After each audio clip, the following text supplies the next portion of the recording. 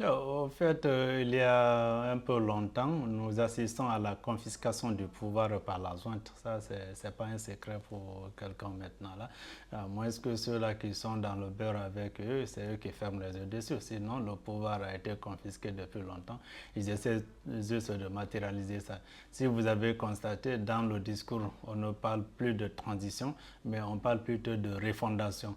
Et ces derniers mois, si vous avez constaté, l'histoire de Simandou est devenue un projet de société pour la junte actuellement.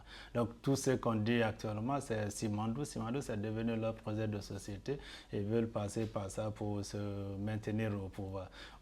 Ils ont convenu avec la CEDEAO, bien que certains acteurs politiques ont décidé de boycotter le cadre de dialogue qui avait été mis en place. Je pense qu'ils ont donné raison à ceci, tout en refusant de mettre en application l'accord qui a été non seulement trouvé au niveau du cadre de dialogue, mais aussi l'accord trouvé avec la CEDEAO qui stipulait que les élections se tiennent au plus tard le 31 décembre 2024 pour que l'ordre constitutionnel soit restauré.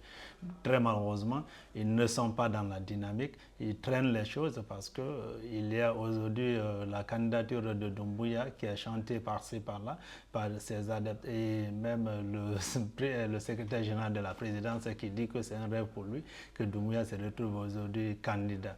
Alors que le 5 septembre, on nous a dit que ni Doumbouya ni les autres membres du CNRD ne seront candidats.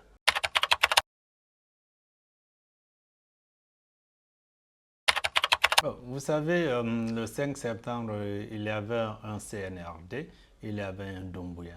Mais au fil du temps, le CNRD et son président Doumbouya ont commencé à changer. C'est-à-dire la folie du pouvoir a commencé à s'emparer d'eux. Et le discours non seulement a changé, les actes aussi ont changé. Donc le coup d'État tel qu'il avait été orchestré et la manière dont il est en train d'être exercé aujourd'hui, c'est complètement différent. Doumbouya a l'appétit du pouvoir, le CNRD est dans le beurre, ils sont en train de se construire des maisons un peu partout, ils achètent des maisons non seulement en Guinée mais aussi en dehors de la Guinée. Donc cette façon de vivre-là, ils ne veulent pas se débarrasser de cette façon de vivre. Alors ils essaient de confisquer le pouvoir tant bien qu'ils le peuvent. Donc nous, aujourd'hui, ce que nous voulons, c'est de faire en sorte que l'ordre constitutionnel soit restauré et que le discours du 5 septembre soit respecté. On ne veut pas d'une candidature de Doumbouya. Nous allons user de tous les moyens légaux pour empêcher cela. On ne peut pas vraiment refuser la candidature à un président de la junte en 2009 et accepter à un autre Guinéen, aussi soldat qu'il est, la candidature.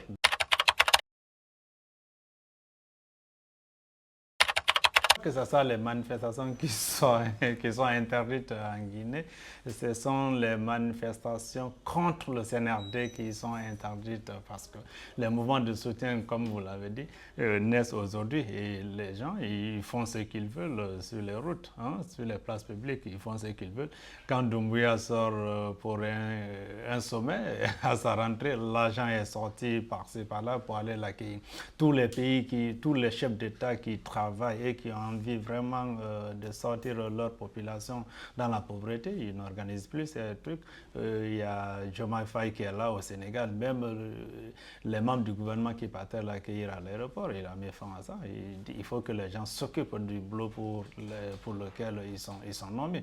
Mais nous sommes dans un pays où vraiment les gens, la démagogie est érigée en mode de gouvernance dans notre pays.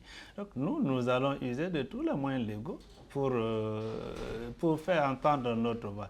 Les manifestations, on va les commencer très bientôt, ça va commencer par-ci, par-là. Donc je pense que la classe politique globalement était divisée, mais à partir du moment où la candidature de Doumbouya devient une réalité, ne soyez pas surpris que la classe politique s'unisse autour d'un idéal et faire en sorte que la candidature de Doumbouya soit empêchée. D'accord. Et vous avez dit tout à l'heure que ça serait pour vous. Vous savez, jusqu'ici, moi, j'accorde du crédit d'abord au président Baouri, au Premier ministre Baouri, jusqu'à preuve du contraire. Moi, qui va démissionner. Mais au fait, cette candidature-là, ça se chante un peu partout. C'est vrai, je m'attendais à une petite déclaration venant de sa part ou à une petite réaction. Ça tarde à venir, mais j'ose espérer qu'il ne fera pas la même erreur que Kouyaté. Il faut quitter le pouvoir lorsque vous avez vraiment le temps et les conditions de quitter. Il ne faut pas accepter que le pouvoir vous quitte.